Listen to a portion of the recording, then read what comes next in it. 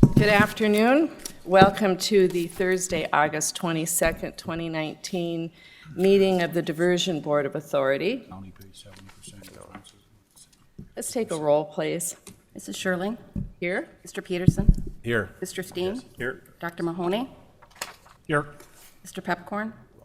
Mr. Grinberg? Here. Mr. Judd? Here. Mr. Hendrickson? Here. Ms. Carlson? Here. Mr. Campbell? Mr. Wayland? Here. Mr. Thorsted? Here. Mr. Olson? Here. Mayor Horn. Wonderful. Thank you all for joining us this afternoon. Item number 2, we have the minutes from the previous meeting. Is there a motion to approve? So moved. Second. Moved and seconded. Any discussion, corrections? All in favor, say aye. Aye. Approves, motion carried.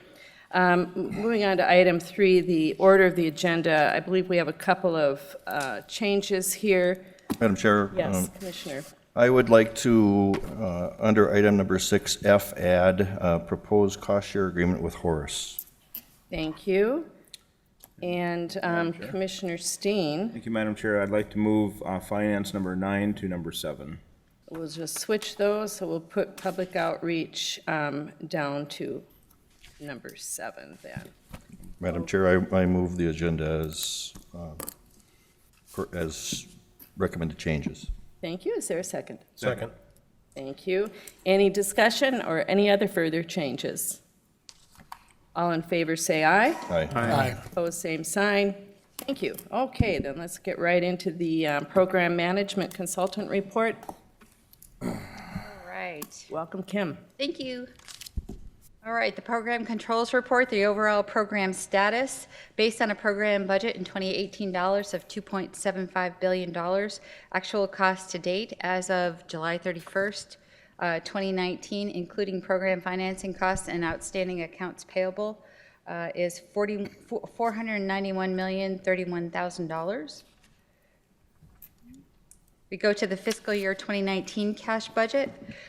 Based on a cash budget of $162,723,000, paid as of July 31st, 2019 is $37,298,000, or $37,298,000, leaving a remaining budget of $125,425 in the fiscal year 2019 budget.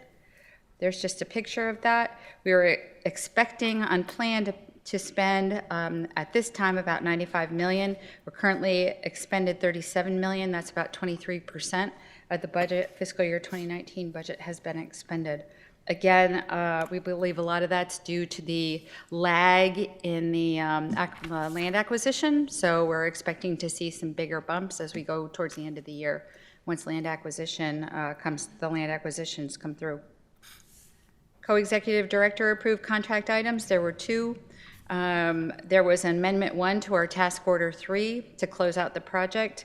We adjusted the budget by decreasing the contract value by $10,000 to equal the actual expenditure on task order 3. That closes out that task order. And then there was also an initial agreement with Glacier Enterprises for $2,100 for the County Road 17 ditch spoil grading project. That's expected to be completed in mid-September of this year. Activities and achievements on the in-town works, the work package 42E, which is a Second Street South flood mitigation project. Progress, the project is progressing. Active work is the pump station, the gate wall, and the flood wall, and there's some pictures of removing the old lift station, and there's concrete placement of the new pump station lid right there. There's some aerial views. This was from last week, and this is from yesterday, same project, and you can see over where the red highlighting is, that's the actual lid on that new pump station that we saw in the earlier picture. So there's progress being made. The other projects currently ongoing, the Oxbow pump station project is nearly complete, just wrapping that up. And the home demolition work package 50A, there's a slight weather-related scheduled delay, but no anticipated issues with that. On land acquisition and property mitigation status, 45 appraisals were approved last month, 5 parcels were acquired in the last month, and 5 purchase agreements have been signed. We continue securing rights of entry, issued an RFP to enter into task orders for appraisals for some of the other main project components. Continue to process and secure the environmental monitoring easements. Those are the biogeo easements. Supported the first and second meetings of the Minnesota Lands Acquiring Entity, which is the MCC-JPA, and supported their grant application for $46 million and continued support for the NDSU Ag's impact study. There's some pictures. This is included in the packet. This is the property acquisition report, status report. On the public outreach and social media activities and achievements, we produced some Minute Facts videos with Jason Benson and Nathan Boerbaum. Published a North Dakota Water article about construction underway. And there's an analytics report on some of the social media that's being used in regard to the project. On the short-term look ahead, there'll be a presentation at the Red River Basin Commission meeting on September 5th. There'll be a core agency meeting, which is scheduled for September 17th and 18th. We're looking to confirm the P3 proposer's remobilization schedule in September, finalize interim funding and financial strategy, and develop and present the fiscal year 2020 cash budget in the next 3 months. As well as coordinate the upstream property rights and mitigation requirements with the North Dakota Office of State Engineer staff, meet with the City of Drayton on the dam replacement project, and continue securing rights of entry for the southern embankment. On the long-term look ahead, this is still short-term. We had a lot of short-term activities coming up in the next 3 months. Initiate acquisition activities in Minnesota, begin the appraisal work for the Western Tieback and Red River control structure, update the communications plan and strategic outreach initiatives, and produce consolidated 30-minute project video for airing on public access TV and outreaching to 30 political jurisdictions related to the Clomar. On the long term, which is 3 to 6 months out, reactivate the P3 procurement, update the program reporting of budget and schedule, finalize the interim funding and financial strategy, solidify upstream structure mitigation requirements in coordination with permitting agencies, achieve substantial completion of the work package 42E, which is what we just looked at, and negotiate the scope for the phase 2 flowage easement valuation. And that's the PMC update. Thank you. Any questions? Any questions from the board on that? All right, thank you. Then on to item number 5. Ms. Williams with Corps of Engineers, project update, please. Good afternoon. You should have our monthly update in your packet. On number 1, diversion inlet structure construction, dewatering's completed. Ames is waiting until the site is drier before they go out and do final grading in the diversion channel portion. The pile load test is now scheduled to start in October. Number 2, the Wild Rice River structure construction. Proposals continue to be due on 5 September. That date has not shifted. And we anticipate awarding a contract no later than November of this year. Red River structure design, the folks down at ERDIC continue to construct that model, which should be done about mid-October, and then after that they'll start testing the model and then running alternatives, and that should all be wrapped up by June of 2020. Our design team is working on plans and specs for the Red River structure, and those, the 35% level is due about February of 2020. Southern embankment design, we also have a team working on the design of the Western Tieback, which we hope to build or award a contract in late 2020, and borings continue to be taken at locations along the entire alignment. Number 5, cultural resources mitigation. The field work under task order 1 is complete. We're awarding a second task order with the same group of folks, and under task order 1, they were able to drastically reduce the amount of acreage required to be cleared. Task order 2 field work should start next week, and we'll be done with that this fall. And as Kim mentioned, we have a Natural Resource Agency meeting coming up in September. We try to do those at least 2 to 3 times a year, and we've been doing them since about 2008. And the goal of that is to update all of our agency partners, including those from the North Dakota, Minnesota agencies on what's been going on over the last few months. And with that, any questions? Does anyone have any questions? Question. Yes. Terry, thanks for your report. I'm just curious, maybe you can provide a comment or two, with Plan B being the new project and the timeline. Where is the Corps in respect to their work product and the timelines? Are we meeting those timelines and moving forward? We're sitting here in August and we've been talking about water for 3 months. And so I'm just curious where we're at, where you're at with the Corps' work based on the timeline that we put forward in the legislature this year. So a couple months ago, we handed out the overall federal placement schedule that we're going to move forward with until maybe we know more about how the diversion channel construction is going to go. We feel like we are on schedule. We're meeting our goals for awarding the wild rice. We are, the inlet, of course, is delayed due to the suspension, and you look out there, you don't feel like a lot of construction's going on, but the critical path on the inlet is getting the gates. And so everything else has a little bit afloat. So next year we'll see a lot more construction. We're on schedule for the western tieback design. We need to get real estate drawings to you, I think, in September, so you can start acquisition of the real estate for that. We're making good progress on borings as we get access. I feel like we're getting back on track again. Thank you. Thank you. Any further questions? All right, thank you very much. To item number 6, here comes Mr. Shockley. He's been busy.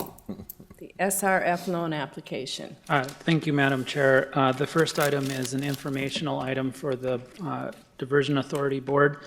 As the Diversion Authority Board will recall, we are working up a financial plan for the project. As part of that financial plan, we have several lower cost of capital financing tools. In July, the board authorized submitting a letter of interest for WIFIA.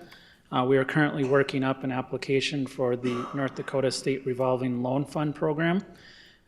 We would have been completed this month on the SRF loan application. However, it's my understanding that because of some of the requests that are being made by Minot with respect to allowing utility relocations to be included within eligible costs for SRF loans, we may be able to increase the quantum of the principal amount on our SRF loan quite a bit, perhaps from 50 million to close to 150 million. That is a 2% interest at a 30-year term, so it is very beneficial to the project and does have a material impact on the financial plan. As a result of that, we're not quite ready to present the financial plan, but I did want to give you an update that that is underway, and you'll be seeing that in your packet next month, and that'll be authorizing us to go ahead and submit that application on behalf of the Diversion Authority. Thank you. Questions on the loan? Okay, then on to item B, the Executive Director Employment Agreement. Thank you, Madam Chair. The first action item I have for you today is an employment agreement with Mr. Joel Paulson, who is in the audience today, to serve as your Executive Director. The board went through an extensive hiring practice and also an interview process. And he was a successful candidate. We have reached an agreement with Mr. Paulson. I've handed that out to you. I will give a brief overview of the terms and conditions of that agreement. First of all, the executive director's salary is $195,000 per year. The benefits are provided through Cass County as per our normal benefits. That would include health insurance, North Dakota PERS, and other normal incidental benefits that are associated with Cass County employment. If the executive director needs to utilize a car for transportation, he has access to the carpool at Cass County. And if the carpool isn't available, or if for some reason he has to leave for a trip, can't make arrangements, his mileage would be paid at the regular IRS rates. The agreement does provide for the Diversion Authority to make a payment to him every month regarding cell phone coverage, to provide cell phone coverage, which is, and a smartphone, which would be something you would normally expect with a position like this. In 6 months, the board can conduct an initial review, and then thereafter at 1 year, and thereafter that would be every year. The agreement is for a term of 3 years. I can certainly answer any questions the board might have, but we have reached an agreement with Mr. Paulson on the negotiating side. The agreement before you is signed by him, so if you, as a board, are confident in moving forward, you can have a motion to approve, and it'll be a done deal. Madam Any Chair, questions, please? I would be willing to make a motion to accept Joel Paulson as the Executive Director. Thank you. Second. You've heard the motion to accept the agreement that has been put in place. Commissioner Peterson, question. Madam Chair, thank you, Mr. Shock. There's a couple items acknowledged within the contract that really talk about duties outside, meaning he's a city engineer, and it sounds like he's teaching as well. It is presumed that those will not cut into his regular job duties. It's just those are cursory, more of an acknowledgement of duties that I call it moonlighting is the wrong word, but as I'm looking at him, he's smiling. So I'm presuming it's outside the parameters of whatever it will take to get this job done, just an acknowledgement. Is that correct or not? Correct. That's a great question. The agreement we set forth that has to devote all of his time and attention to this position. There is a carve-out for his role as president of the Engineers Without Borders. We specifically put in a limitation, can't spend more than 3 hours per week on that. And then my understanding is Mr. Paulson currently serves in the role of city engineer for the city of Middle River, Minnesota, and that is not in the role of making plans or specs. It's just evaluating whether or not the city should proceed with something. That also has the same limitation. We didn't foresee any issue with it, but we wanted to call that out in the agreement so that there was comfort around that Mr. Paulson's attention would be fully focused on this task, which I don't have any concerns about that. So. And he's got separate E&O, it looked like too, right? Errors and omission insurance? Yeah, he's required for the position with the city engineering position with Middle River. He's carrying his own insurance for that, and that's called out in the agreement also. Thank you. Any other questions? Any other questions? Roll call, please. Mrs. Sherling? Yes. Mr. Peterson? Yes. Mr. Steen? Yes. Dr. Mahoney? Aye. Mr. Grinberg? Aye. Mr. Judd? Aye. Mr. Hendrickson? Aye. Ms. Carlson? Aye. Mr. Campbell? Yes. Mr. Wayland? Yes. Mr. Thorsted? Yes. Mr. Olson? Yes. And the motion carries. Welcome, Mr. Paulson. We are thrilled to have you joining us.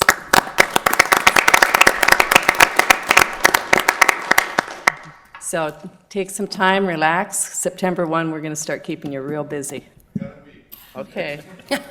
Madam Chair. Yes. Mr. Campbell. I would like just follow up and give a thank you to our previous co-executive directors for the work that they've done on this project, and for Mr. Shockley with your involvement to get this agreement worked out, and to you, Madam Chair, for your insistence that we get this executive director in this year. I think all of this is good. I think I'm certainly excited to see Joel hit the ground running on this project, and thank you to all those who are involved with this.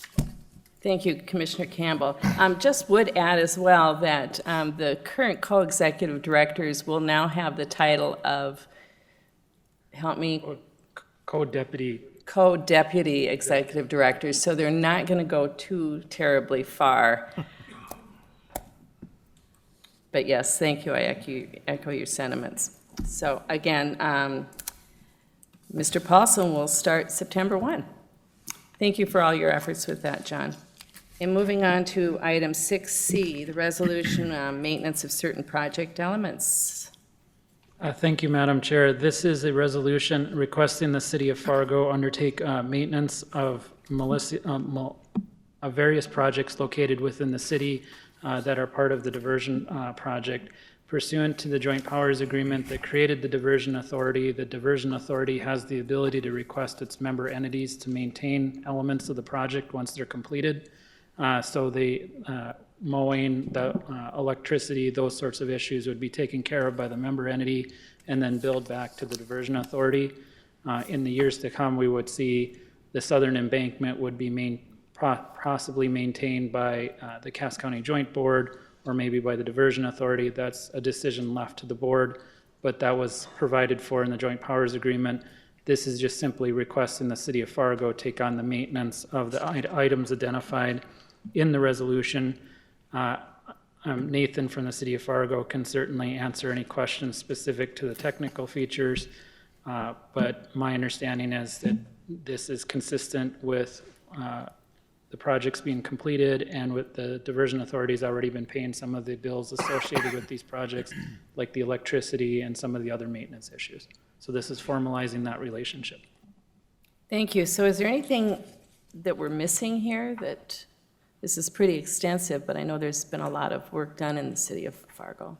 I would defer to the technical folks on if there's additional features or. Nathan is shaking his head no. Okay, great, thank you. Any questions, Commissioner Steen? Madam Chair, just to make a motion, Finance Committee did review this yesterday and recommended approval, so I'll move to approve. Thank you. Is there a second? Second. Any further discussion? Roll call, please. Mrs. Schirling? Yes. Mr. Peterson? Yes. Mr. Steen? Yes. Dr. Mahoney? Aye. Mr. Grinberg? Aye. Mr. Judd? Aye. Mr. Hendrickson? Aye. Ms. Carlson? Yes. Mr. Campbell? Yes. Mr. Wayland? Yes. Mr. Thorsted? Yes. Mr. Olson? Yes. Thank you. Item D, approval of the new Public Outreach Committee member with Mr. Paulson no longer engaged as a board member. We've got a couple of gaps, so Mr. Shockley, you want to discuss that? Thank you, Madam Chair. Pursuant to the Joint Powers Agreement, a appointment to one of the committees requires approval by the Diversion Authority. My understanding is the City of Moorhead is recommending that Council Member Carlson serve in the Outreach Committee position. And you'd need a motion, a second, and a vote to confirm that appointment. Thank you. I would move to appoint Ms. Carlson to the position. Thank you, Commissioner Campbell. I'll second. It's been seconded by the mayor. Any further discussion? Roll call, please. Mrs. Schirling? Yes. Mr. Peterson? Yes. Mr. Steen? Yes. Dr. Mahoney? Aye. Mr. Grinberg? Aye. Mr. Judd? Aye. Mr. Hendrickson? Aye. Ms. Carlson? Do I need to abstain? Yes. Mr. Campbell? Yes. Mr. Wayland? Yes. Mr. Thorsted? Yes. Mr. Olson? Welcome. Yes. And the motion carries. And yes, welcome, council member. We're happy to have you here.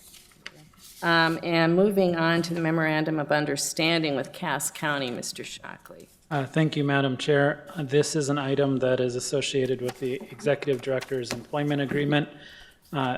Because the Diversion Authority does not currently have any staff, it doesn't currently have an HR department, it doesn't currently have a benefits department.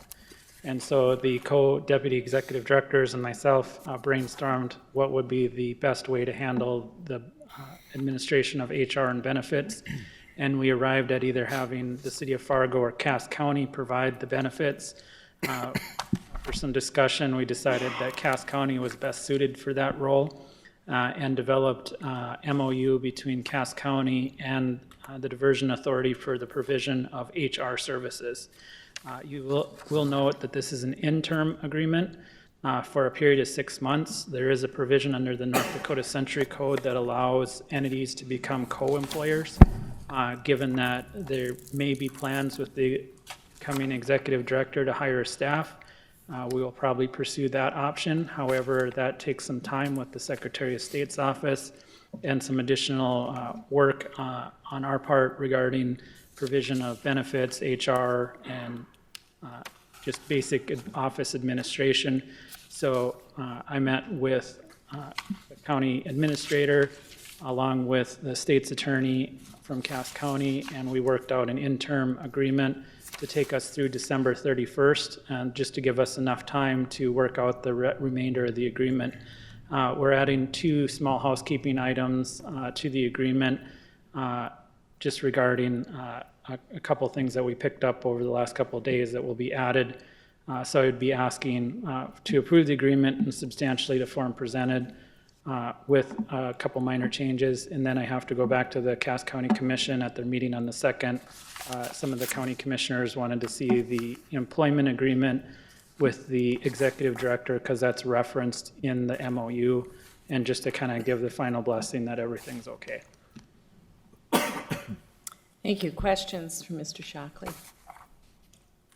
And I would just point out, as Chair of the Cass County Commission, I'll be signing this, and Commissioner Campbell will be signing for the Diversion Board of Authority, so we don't have just my signatures on this document. Any other questions? Commissioner Steen? I move to approve the memorandum of understanding with Cass County. Is there a second? Thank you. Any further discussion? Roll call, please. Mrs. Schirling? Yes. Mr. Peterson? Yes. Mr. Steen? Yes. Dr. Mahoney? Aye. Mr. Grinberg? Aye. Mr. Judd? Aye. Mr. Hendrickson? Aye. Ms. Carlson? Mr. Campbell? Yes. Mr. Wayland? Yes. Mr. Thorsted? Yes. Mr. Olson? Yes. Thank you. Moving on to item 6F, we have the cost share agreement with the City of Horace. Thank you, Madam Chair. Over the course of the last couple of months, the Diversion Authority has been working through its staff with the City of Horace regarding the development of an agreement for the allocation of costs associated with infrastructure that's potentially affected by the Diversion Authority project, specifically the diversion channel and the inlet. And so through a lot of hard work and negotiations, and I would recognize Mayor Mahoney had spent a lot of personal time on it and went to the Horace City Commission on Monday night, and we were able to reach an agreement with the City of Horace. This is kind of a prelude to our MOUs that will be coming up with different third parties, including utilities. As part of the diversion project, we have to relocate and realign infrastructure, and this agreement specific to Horace will help facilitate those other agreements. And so we will be creating, rather than having the Diversion Authority decide what infrastructure needs to be adjusted in Horace, we created a fund in which the City of Horace can utilize up to a set amount of dollars with a cost share to apply towards some of those infrastructure items that have been impacted. This agreement has been worked through with some of the leadership, the diversion, and I know the City of Horace would like to approve it. My understanding is that they're planning on calling a special meeting next week to approve it, so they're looking for the Diversion Authority to approve. If you have any questions, I could answer, or Mayor Mahoney could certainly answer also. Questions? Commissioner Peterson? Thank you, Madam Chair. Mr. Shockley, why 5 million and not 1 million, or why 5 million and not 10 million? Theoretically, are there certain projects that we've already identified? I'm kind of looking at my county engineer too, and then city administrators as well. Are there projects that we know are going to have a direct impact because of the diversion channel, the diversion activities, or how did we get to 5 million? Well, I'll let maybe the mayor can best answer the question, as he was, the agreement really kind of formed around the presentation the mayor had given down in Horace, and I don't know if you want to respond or I can respond. Yeah, the difficulty to your question is as when we got into negotiations with Horace, it was unclear exactly how much infrastructure they needed. Great question that you asked. So when we went into that, they have some water issues that would like the regionalization. We can do that. We have some wastewater issues as well. And we are presently doing a project on it. They did request us to do that, but we didn't have the final price. So we said, well, how do we do this? Well, in speaking to Governor Burgum, he would like some of these projects that are regional and are in smaller communities where I think, Brent, you say you're going to double your population in 5 years. They have such massive growth, they need an outreach. And what outreach is that the Water Commission does have money available to help them fund infrastructure growth. So what we suggested is that the number that Corey Peterson and Brent came up was approximately 20 million in infrastructure costs that they had. And in talking to the governor's office, he felt we should apply to the Water Commission for that 20 million. You apply to the Water Commission for 20 million, that's a 75-25 cost share. So the state, as a grant, would give them 15 million. We, as a grant, as a commission, would help them with the additional 5 million, but we felt the Horace should have some money into it, so they decided on an 80-20 cost share. So the Diversion Authority would put up 4 million, and the City of Horace would put up 1 million. that gets them to their infrastructure. Now, it may not cost 20 million. We're just saying if that's where you think it is, we wanted to have funding available for that, and also felt that the diversion would put that money out there to help them in their infrastructure costs. By the council and by myself, we thought that was a fair way of doing it, because we don't know what it is right now, but they have a question of contested hearing, which they have to decide by next week. But because we had that vagueness and talking to the chairperson Mary, we said, well, we can't put an exact figure, but let's get approximations in there that seem to work for both parties. In checking with the leadership, Kevin and Mary, we felt that this was reasonable in this request, and we do have enough infrastructure impacts to the community that $5 million seemed like a reasonable amount. Okay, so long story short, there is some quantity, it is quantifiable. Yes. Okay, outstanding. Yes. And maybe I can add a little bit to that too. With respect to the diversion channel, as we've worked out our third-party MOUs, there are certain impacts to the different communities, such as bridge crossings.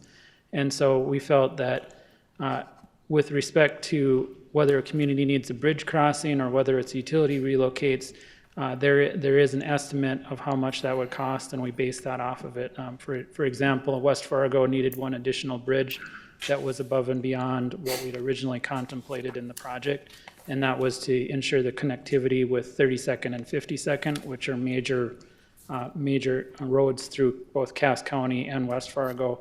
And so this really was a cooperative agreement so that the parties could work together on those infrastructure needs.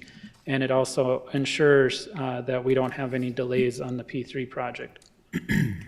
And I would just add as well that there is, there's complexities in regionalizing some of this infrastructure. So some of these other agreements will be between the city of Fargo and Horace. There'll be for rural water agreements.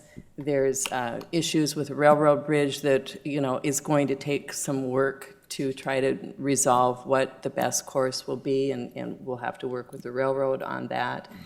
There might be some benefit to doing something else with Horace if we can get agreement from the BSNF. So this lays the groundwork, but there's going to be other things that are going to have to be resolved down the road. But this is what we can do today.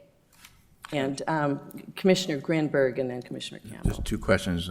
Commissioner Steen chaired finance yesterday. Was this a discussion on the agenda? I was absent. Was this a discussion? No, it was not. And the second question is, we're adding $5 million to the $2.75 billion project by adding this $5 million, is the way I see it. And so where's it going to come from a finance co-directors or Mr. Nicholson? Is this in the infrastructure line in the overall estimate of P3? Because I'd be really hesitant to vote for something that's starting to chip away at our contingency. Commissioner Grinberg and members of the board, these costs like these are considered part of the mitigation line item, and there's a fair amount of uncertainty around that, but it's not a significant number, and believe that it's certainly coverable with the budget we have in place of 2.75. Let the record reflect Mr. Nicholson's comments. Mr. Campbell. Yeah, thank you. I just, working through the executive group on this, this to me, it shows a good faith effort on the part of both entities here, understanding that this project will have some impacts to an area. And we've said all along that our intent is to mitigate those. And this is a perfect example of exactly what we've said we would do. And I'm really excited to see this document, and I think the more that we can keep these things out of the courts and settle them amongst jurisdictions based on, as what Chad asked about in terms of costs, I think this is the way to go, and I'm grateful for this agreement. Thank you, Commissioner Campbell, and I would reiterate, I think the Diversion Board has shown good faith throughout those last several months in working with City of Horace, and I hope it's reciprocated and recognized by the Horace City Council that we have done so. The other thing that needs to be noted, just so you know that, is the county does have some CIP things that they moved up for Horace with the like the new school. So the council wanted to thank the county for some of the things it's done, and that's different than the 5 million. But out of your CIP, the budget you as the county had, you moved some projects they had to help out Horace. So I know Corey Peterson would want to say thank you for that, because we did talk about it at the council meeting. So you guys already have stepped up in one area that really helped, and Jason's done a great job, so they just wanted to say that, so thank you. Madam Chair, I would move the diversion project cost share agreement as presented. Thank you. Is there a second? Second. Moved and seconded to approve the cost share agreement. Are there any other questions or discussion? Roll call, please. Mrs. Sherling? Yes. Mr. Peterson? Yes. Mr. Steen? Yes. Dr. Mahoney? Aye. Mr. Grinberg? Aye. Mr. Judd? Aye. Mr. Hendrickson? Aye. Ms. Carlson? Yes. Mr. Campbell? Yes. Mr. Wayland? Yes. Mr. Thorsted? Yes. Mr. Olson? Yes. And the motion carries. As stated before, we're going to move finance up now, and so we will have the financial report, please. Great. First item on the finance report is A, financial report, and Kim has covered most of the financial information that we reviewed in Finance Committee yesterday. Just one other item, if you turn to tab 9A, there's just a really brief summary that I'm going to go through on that page. Total expenditures to date on the cash budget, $582 million. Total revenue to date, $582 million. Total expenditures, $491 million. With a remainder then of $91 million. If you turn the page, the $91 million is made up of cash, $95 million remaining cash, a receivable from Oxbow lot sales of $499,000, for a total of $95,505,000. Total liabilities payable, $4,328,000, for a net position of $91,177. With that, as far as the financial report, we did review the other information yesterday. No significant questions were raised, and I would move to receive and file the report. Thank you. Is there a second? Second. Moved and seconded to approve the financial report. Any questions? Roll call, please. Mrs. Sherling? Yes. Mr. Peterson? Yes. Mr. Steen? Yes. Dr. Mahoney? Aye. Mr. Grinberg? Aye. Mr. Judd? Aye. Mr. Hendrickson? Aye. Ms. Carlson? Yes. Mr. Campbell? Yes. Mr. Wayland? Yes. Mr. Thorsted? Yes. Mr. Olson? Yes.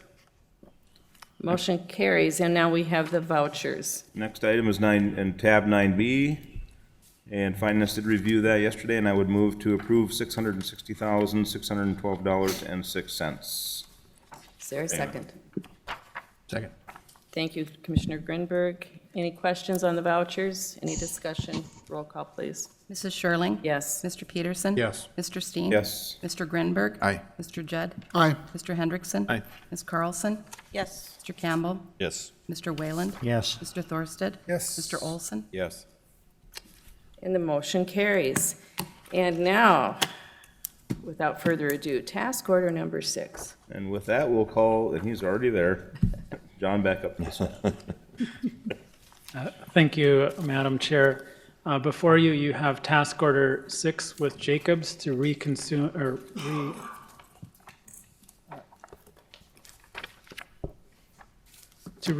the P3 procurement. Just briefly, the reason why this is coming before you is in April of this year, the Federal District Court authorized the Diversion Authority to recommence the P3 procurement. Given the size and complexity of the P3 procurement, along with the necessity of really looking through what our financial plan is, we took our time in developing this task order to recommence the P3 procurement. I do have a presentation on the task order, given its size. It's a $43 million task order over a period of 6 years. And so we really felt, myself, along with the co-deputy executive directors, that it was really important to take our time and get this right. I will note that this task order also will be accompanied next month or the month after that with a task order for HMG for technical design engineer consultant services associated with the P3 that would also be spread over 6 years. And that's anywhere in the range of 10 to $12 million for that task order. So there'll be an additional task order coming before you. The relationship between Jacobs and the Diversion Authority is governed by an MSA. That's the Master Services Agreement that was signed on January 13th of 17. That will be expiring in 2020, so we'll have to go ahead and renegotiate that soon. The MSA allows for the authority to authorize specific task orders.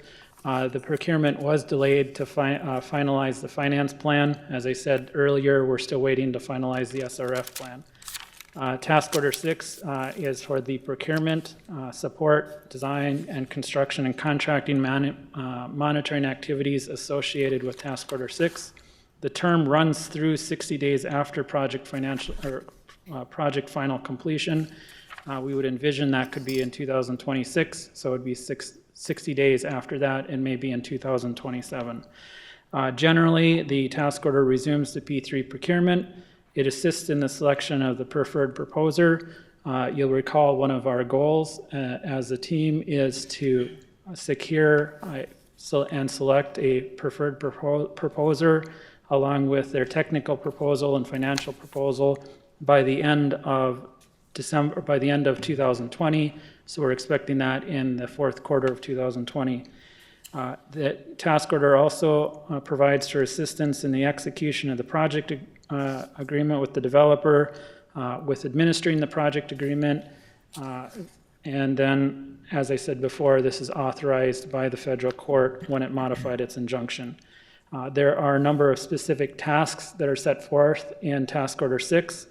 Some of them are only authorized when the Diversion Authority gives notice.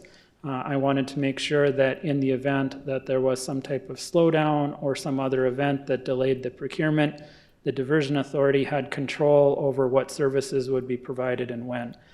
So just briefly, that's procurement services, contract award support, issuance as a notice to proceed, monitoring of activities during design and construction, management of payment mechanisms, design and construction period completions, and management of utilities and third-party agreements.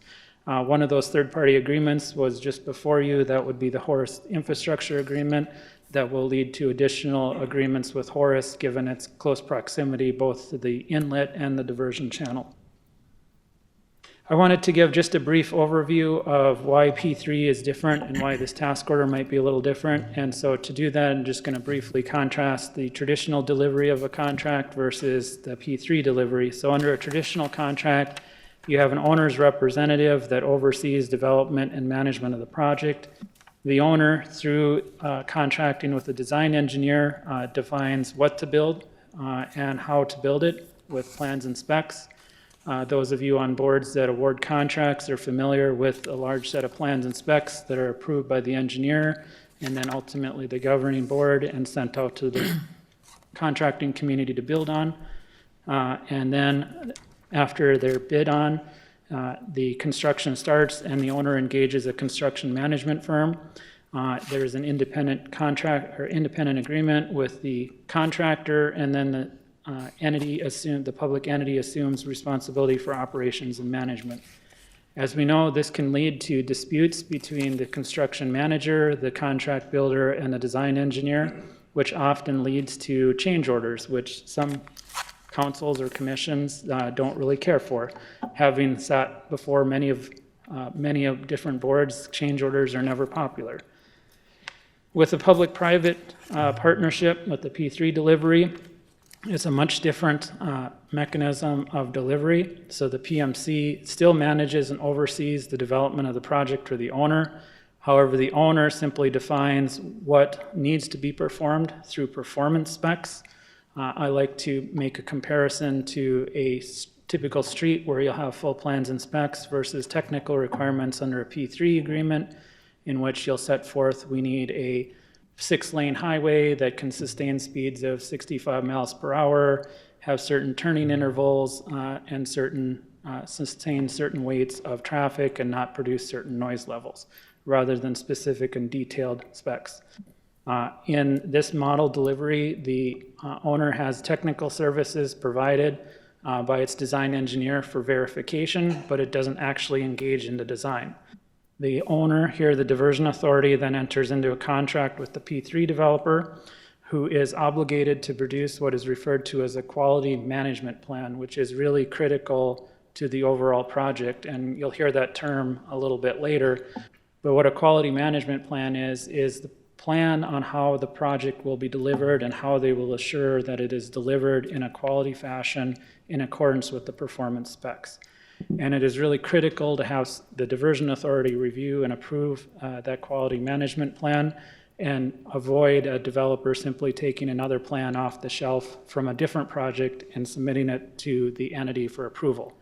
And that really dictates how the quality management plan really dictates how the authority's representative will impose what are referred to as non-compliance points during construction for failures to deliver the construction or the infrastructure in a manner that's consistent with that quality management plan.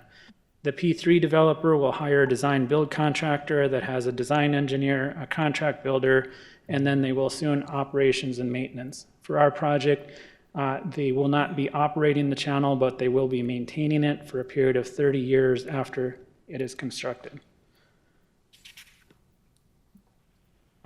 And in the traditional delivery model, the owner, I just wanted to give just a brief overview of why do we care about this with respect to this task order. So in a traditional delivery model, the owner has a very, very large team on its side. It has design engineers, it has construction managers, and it has a PMC, because you have somebody on site monitoring the work at all times, keeping construction logs. You have your own design engineering group, and then you have your PMC. So there's very large owner's representative team. In the public-private sphere, the owner has a much smaller team.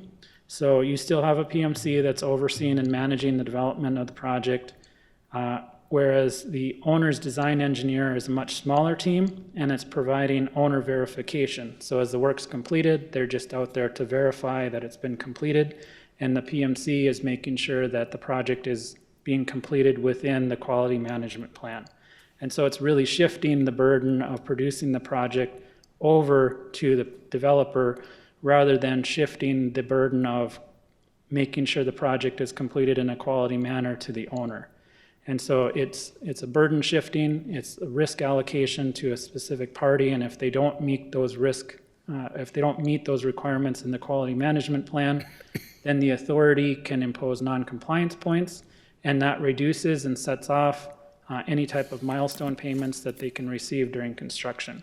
So it's very critical to have a PMC team and a technical design engineer consultant that are integrated and working together to deliver the project.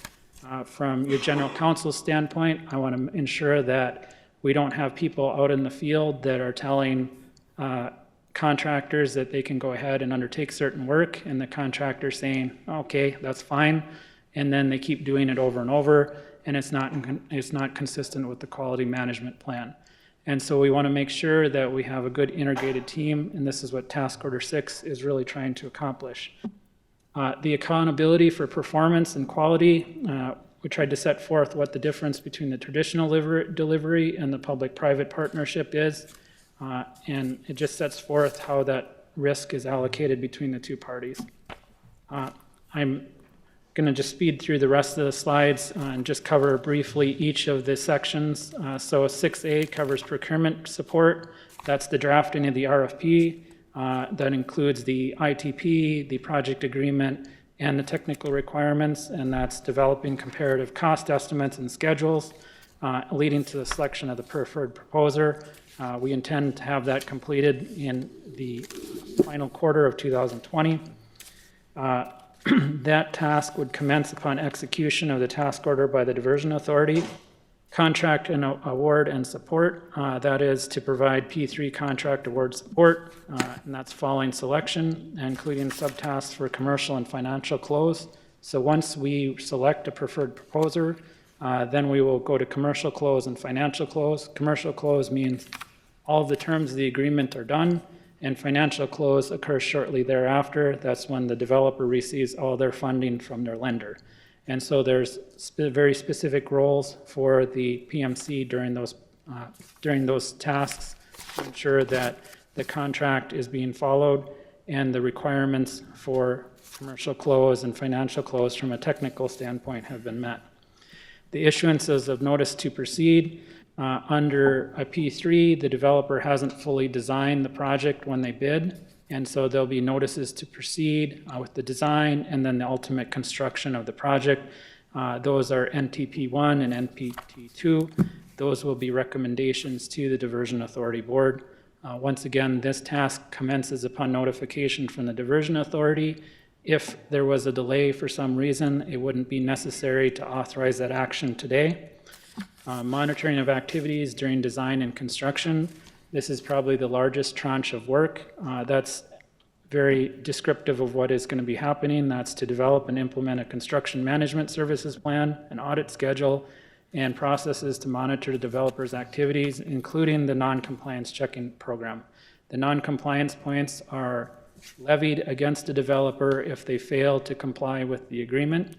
And so during the construction term, the developer will be entitled to some milestone payments, not the full payment. So for example, if it's a $1 billion contract, they could get up to $500 million of milestone payments with the remainder spread over their 30 years. And that precise ratio is still being negotiated.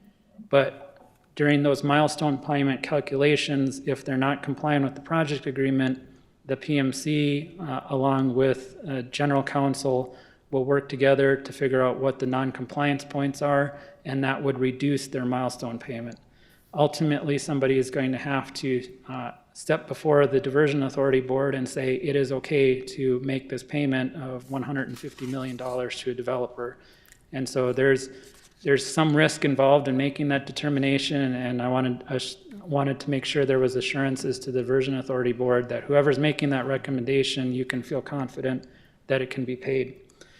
Management of the payment mechanisms, that's to develop and implement a process and procedures for the milestone payments that we talked about and the payment deductions.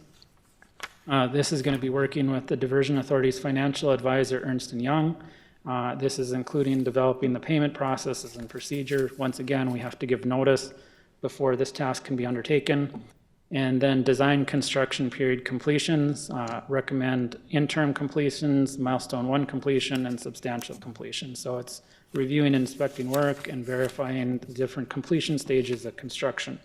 Once again, this will only commence upon notification of the Diversion Authority. The final is the management of the utility and third-party agreements. There'll be a slew of third-party agreements that are going to be coming before the Diversion Authority in the coming months. There are approximately anywhere from 500 to 1,000 various utility crossings under the channel. They can be as simple as a cable connection or fiber optics or water lines or power lines. There are several utility companies that we've been working on developing agreements with each of those companies for the relocations of their utilities, because according to core rules, you can't penetrate the embedded levee, so you have to go under it, which requires certain construction techniques, and there's always a discussion of timing, construction techniques, and how does that integrate with the P3 developer. I will say that most of those third-party agreements have reached about 95 to 98% completion, and we're kind of going through the final steps of getting those ready to come before the Diversion Authority. Have a brief organizational chart. I can answer any questions if you have regarding that. That's included with the task order. Probably most important is where does the task order break down the 43 million. So part 6A is for about 5 million. That's the procurement support. 6B, the contract award support, is 800,000. The issuance of notices to proceed is about 400,000. As I had indicated, the monitoring during design and construction, being the largest tranche of work, is 29 million. Once again, that's only upon authorization from the Diversion Authority. The management of the payment mechanisms is something that gets filtered throughout the whole process. That's about 400,000. The design construction period completions is about 4 million, and the management of the utilities and third parties is about 4 million. The task orders for the design engineer really revolve around some of the management of the third-party utilities and doing the inspections along with the monitoring and design work, and support during the procurement. On an annual basis, Jacobs is required to submit a spending curve reflecting cost to date and the anticipated expenditures through the term. And on a monthly basis, they're going to report on actual expenditures against the approved spending curve. I can certainly answer any questions you have. I'm sorry to have such a long presentation, but I thought it was, given the large size of the task order, it was important that you feel educated about what you're approving. Thank you. Yes, go ahead. Madam Chair. John, how were the tasks split out? I mean, you had this bucket of tasks. How did you decide what Jacobs was going to do?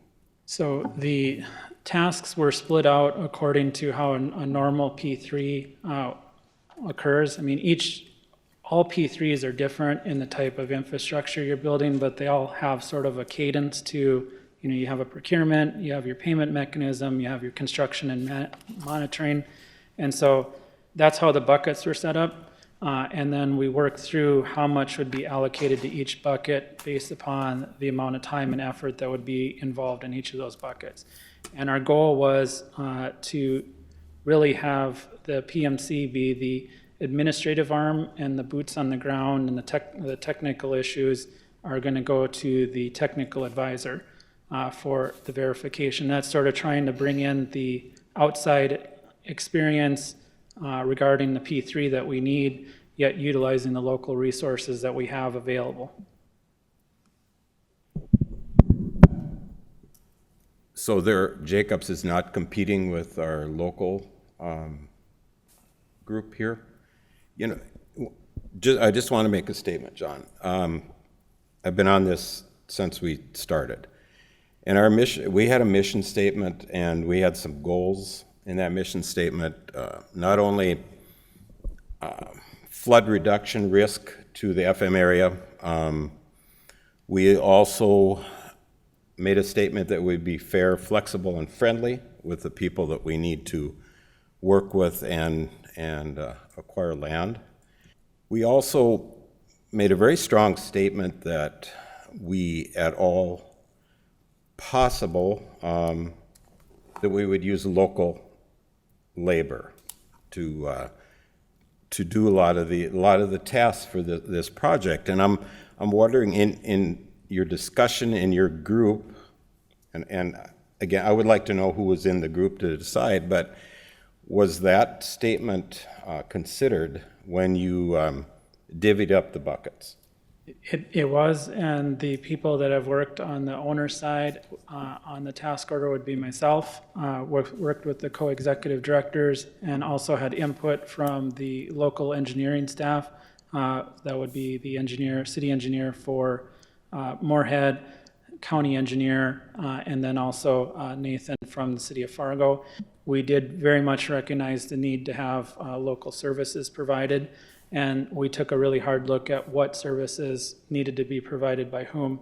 I would also note that this is just relating to the diversion channel. This does not cover work that's related to the southern embankment. It doesn't relate to in-town work. It doesn't relate to work in Oxbow. This is a task order to cover the diversion channel. And so we were very mindful of that, and I was very mindful of that, trying to carve out as much as we could for the local consultant and making sure that we were getting the best value for what we need. My concern is we are dealing with very sophisticated teams, and they're going to need, we are going to need somebody who has done a P3 before to calculate the non-compliance points, to tell you, can we go forward with this payment, can we not? Because if we're not calculating those non-compliance points properly, if we're not doing those efforts, it's a recipe for litigation. And as general counsel, I want to make sure that we don't get in a litigation situation over a huge contract. And so that was our goal. That was my goal when I was drafting this, to make sure that we're properly allocating the work, but also we're giving it to those who are most experienced in the issue. In task order, for example, in task order 5, we shifted all of the permit monitoring to the local engineer, And same in this agreement, all the permit compliance and monitoring, that's still sitting with the local engineer. So there's work that's outside of this task order that's already being done. And I don't know how much that is, but the permitting compliance, but it's separated out along with as many tasks as we can, and they're still during the procurement. We're depending upon the hydraulic modeling and a lot of other types of activities that are being performed by the local design technical consultant. And then on the local side, the sub for Jacobs is also performing a lot of the land acquisition services, and that was undertaken in task order 3 for all the land acquisitions, which was about 20 million, which is, I think, almost entirely through the local consultant that's a sub of Jacobs.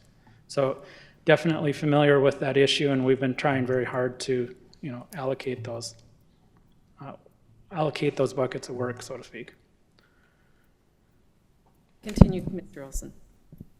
I don't have a problem with overseeing the local work and making sure that because it is a complicated project, and overseeing that. I guess I have a problem if that crosses the line into competing with the local companies that want to work on this project. So I understand the expertise that comes along with Jacobs, 100%.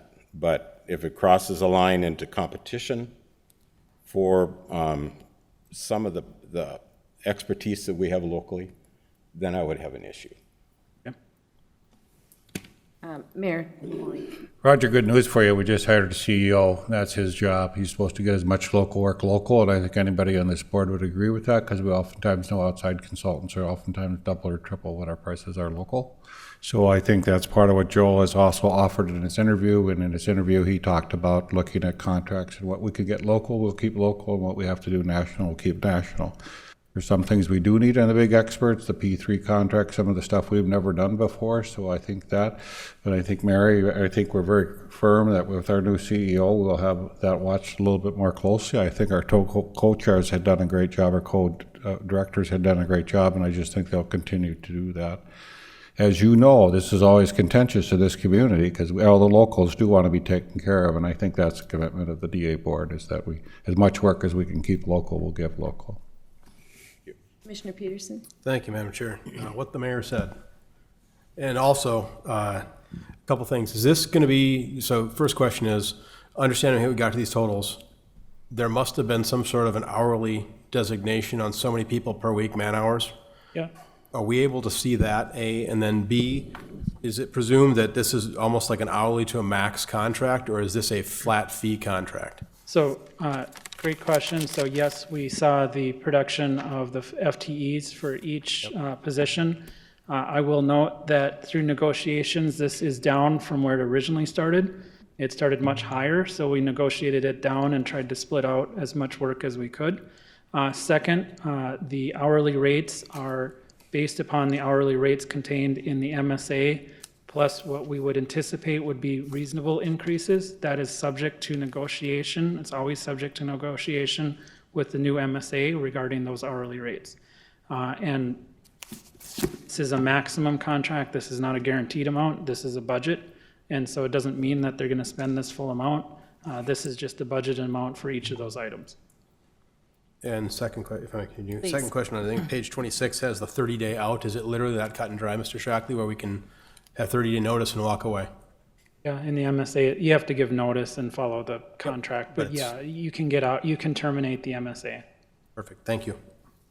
And I would just add, I appreciate the comments, Roger and Tim and Chad. There a lot of hard effort went into this, but when our injunction was modified last spring, winter, that seemed like this was one of the big reasons that I really felt it was time to get an executive director in place, just to make sure that we are addressing all of the concerns that you have, Roger. So I think this is all part of moving forward, and I think that all the effort that John put into this will prove worthwhile in the end. So any other questions?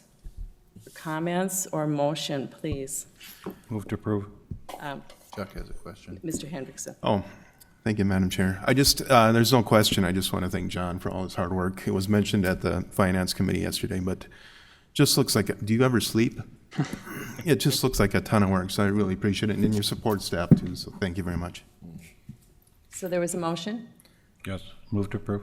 and a second? Second. Thank you. Any further discussion?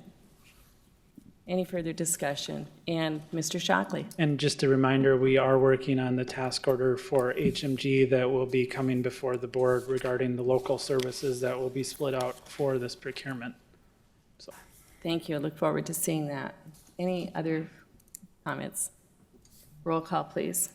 Mrs. Schirling? Yes. Mr. Peterson? Yes. Mr. Steen? Yes. Dr. Mahoney? Aye. Mr. Grinberg? Aye. Mr. Judd? Aye. Mr. Hendrickson? Aye. Ms. Carlson? Yes. Mr. Campbell? Yes. Mr. Wayland? Yes. Mr. Thorsted? Yes. Mr. Olson? Yes. And the motion carries.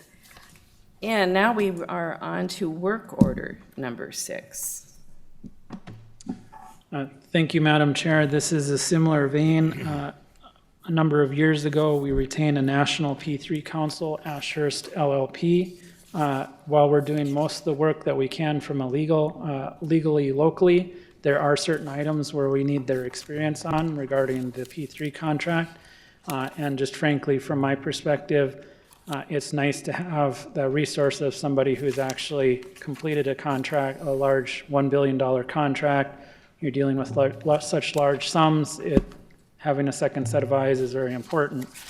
Given their expertise in the industry and being a New York law firm, their hourly rates are certainly much higher than our hourly rates.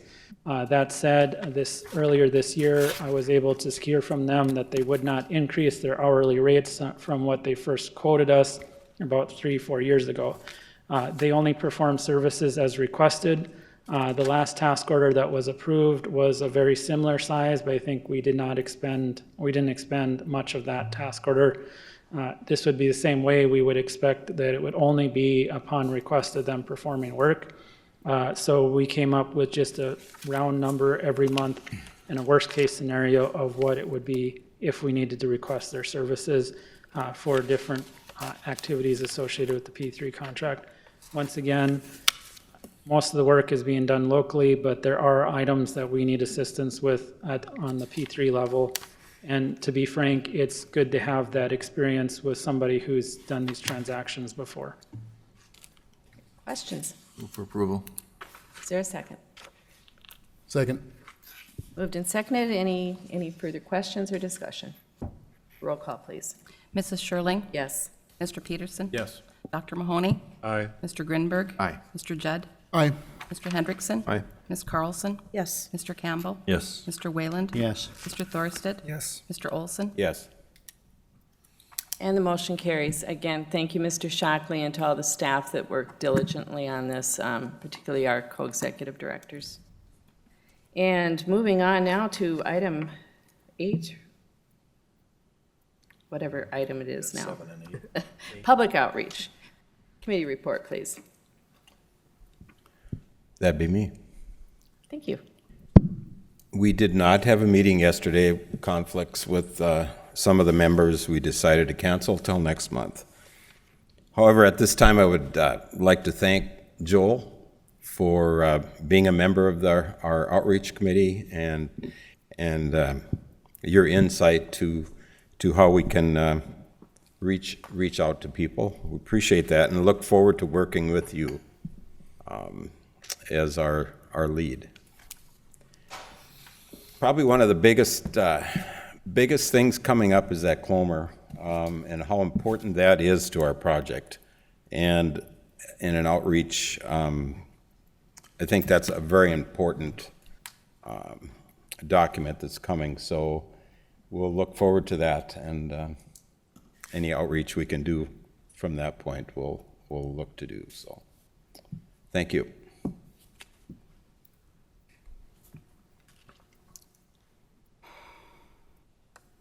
Roger, I just have one question. Has your committee discussed at any great length how we're going to, it seems like when we go to public meetings, there's just some real confusion about how people are affected between Plan A and Plan B. And I would just encourage you, as we've turned this corner now, I really feel like public outreach probably needs a different focus. At least that's what I see when I'm out and about, just even from the general population. There just seems to be, real confusion on particular landowners. And I know they can go to our website, but I don't know that they do. I don't know that they're calling the right people. And, I think we need to maybe do a better job of trying to get that word out. We have discussed that, wondering if we should have some public meetings to get more information directly to the people and give them an opportunity to go directly to somebody that would have an answer for them. We have talked about that and probably see a strong need for that now as we've nailed down the project and this is it. And now the information we provide should be 99% accurate. As the design, continues, certainly, things will change somewhat, but the impacts I think are pretty well known. And I think Commissioner Sherling, we will take that under advisement and look at doing that. And Terry mentioned the Western tieback today. Have those property owners been all notified, or do we have that nailed down? Do you know? Yeah, Eric, maybe you could add that. This is something we haven't really talked a lot about. Yes, Eric Dodds, E2S. We've been in contact with the property owners for the Western tieback. As Terry mentioned, the Corps has requested a rights of entry to do some soil boring work down there. Over the past couple months, we've been meeting with Normanna Township officials who are involved or very familiar with that location. If you recall, originally the alignment was more diagonal through those fields, and we had proposed to sort of have a zigzag in it so it followed the section lines. We met with the Corps, talked about that approach, shared that approach with the township officials down there, and they appreciated the zigzag following section lines rather than cutting through all these fields. And so that has been presented to some of the property owners. More recently, we do have an army of land agents out there meeting with property owners as we speak, trying to secure rights of entry to do some of the soil boring work. So this is an activity that's been ongoing, and it's definitely a priority area as we move forward here. Thank you. Okay, MetroCog, please join us and tell us about your ideas for a recreation plan. Madam Chair, members of the board, my name is Joni Giese. I am with SRF Consulting Group. We have been retained by MetroCog to help them, assist them in developing a recreation plan for the diversion channel.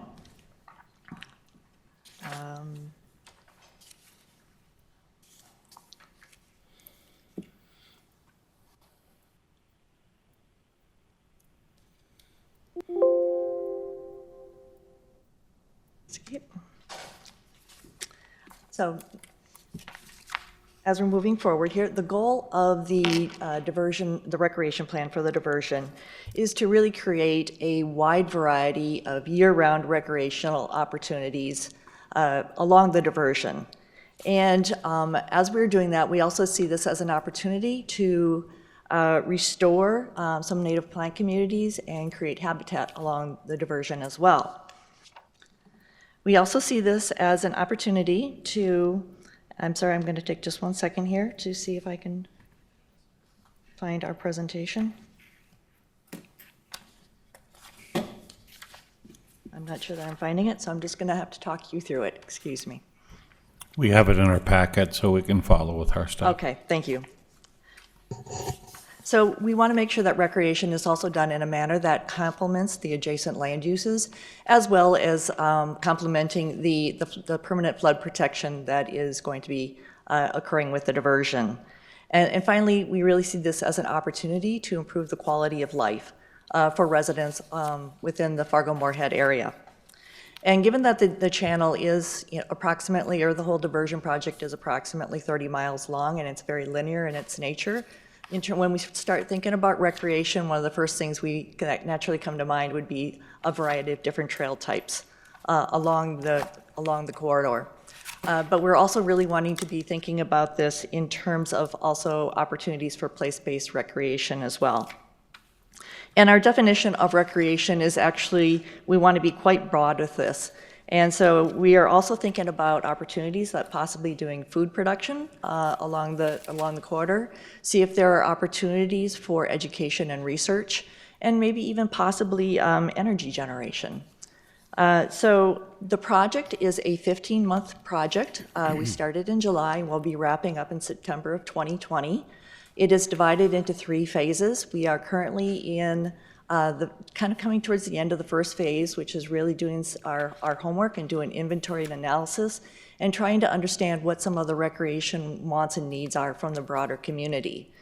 We're planning to wrap up this phase in September or October, and then moving into developing concept alternatives with the goal of coming up with a preferred alternative in around April of 2020.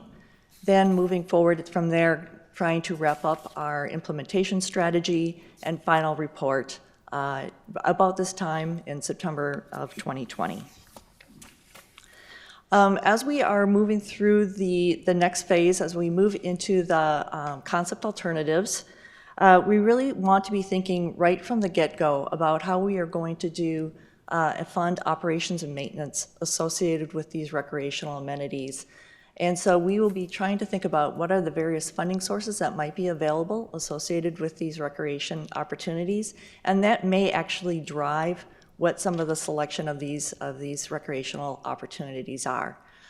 So we'll be thinking about traditional granting, but we'll also be thinking if there are actually recreation opportunities that actually could help create and generate revenue in and of themselves to help offset some of the operations and maintenance expenses associated with them. We'll also right away from the beginning start to think about what is the governance strategy along this for recreation. Given the length of this corridor, we really need to think about whether it is one entity or a grouping of entities that will take responsibilities for different aspects of recreation along the corridor. So right now, we have a steering review committee of stakeholders who are guiding our work over the course of this project. And in addition, we have a public engagement plan already developed for each phase of our work. So right now, we do already have an online survey out there right now on MetroCog's site for the general public to provide some insight on some recreational opportunities they would like to see. And we will also be doing some pop-up engagement out at community events for the communities along the corridor. So with that, I think I will close it up and ask if there are any questions. Thank you. Anyone have any questions? Good job. No questions? I think it's an exciting opportunity that we don't talk about enough, and I think it's going to be really interesting to see even just some of the ideas you've come up with already. I hadn't even considered, so I'm looking forward to hearing back from you. Thank you so much for updating us. All right, thank you very much. Yes. So I live along a dike, and I see so much activity on that, walking, biking, all sorts of people are doing stuff in the water side where the water would come up, and it's been fantastic. I think that recreation as part of our project really helps out. And you don't always think about that, but when winter comes, you hardly see anybody, but in the summer, spring, that all sorts of people utilize that. So I think for the greater project throughout the county and everywhere, it should help people if we can have some recreational. And I know in talking to Horace, when we were talking about that as well, they felt that would be a great amenity to add to their dike as well. So thank you. Thank you very much. Okay. Legislators Task Force update. Anyone here from there? I don't believe so. Land management did not meet this month. You have a property status report in front of you. Kim did talk about it to an extent. Eric, do you have anything you'd like to add?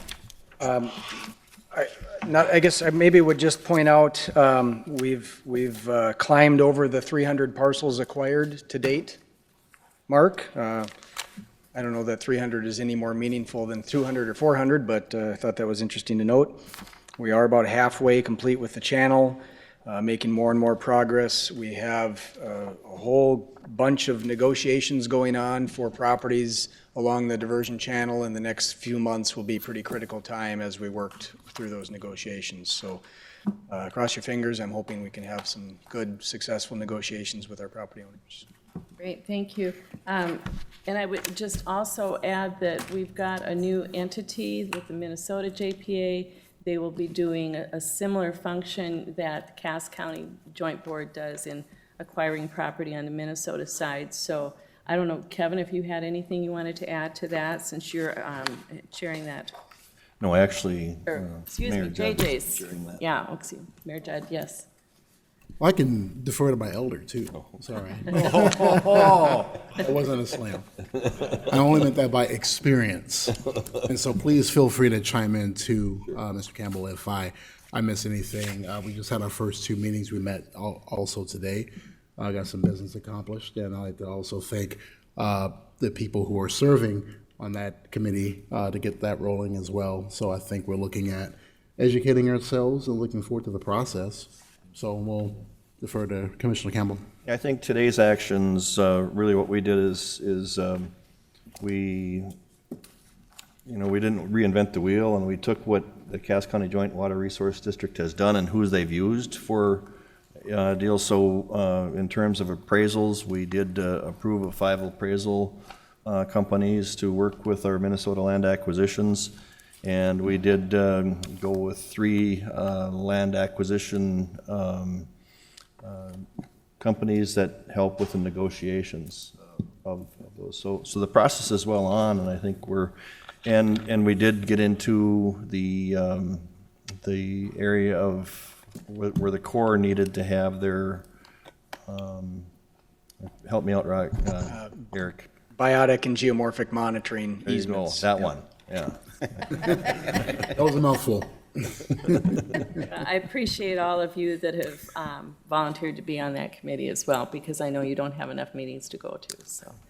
Mayor Mahoney, did you have something you wanted to add? Well, Eric, I was just curious, now we're starting land acquisition, the people that have gone through the process, do they feel it's fair in the appraisal price, and or how we do the appraisal, and then how they're treated by the land acquisition team? We've actually been contemplating whether we should do some type of post-survey or something to these property owners. Obviously, there's a bit of a mix. Some people are very satisfied and eager to work through the process, wanting to move quicker. Other people are very resistant and, don't want to sell at all. And, most people are probably somewhere in the middle. So I guess it sort of takes all sorts, but there hasn't been any major surprises, I guess, to date. So. Thank you. Did you have anything else to add for land acquisition, Eric? No, I thought we had a good meeting with the MIC board, as we're calling it now, because the other acronym is a mouthful, so it was a good meeting. And we do plan to meet next month for those of you that, for land acquisition or land management, for those of you that are on that committee. Okay, great, thank you. Is there any other business? I just want to send a quick shout out to Councilmember Shelley Carlson for being willing to serve on this committee, as well as the MIC board as well. Obviously, we know that this is a very important project, and it takes a lot of time and energy and resources, so I really appreciate her willingness to step up and dedicate herself to getting involved in this project. So. Thank you. And yes, I would reiterate that. Welcome so much, Council Member. We really appreciate you joining us. And much thanks to former Council Member Paulson for his engagement with this board. You won't be missed because we'll be seeing you around. So welcome again, and thank you, everyone. If there's no further business, I'd entertain a motion to adjourn. So moved. Second. And we are adjourned. Thank you so much.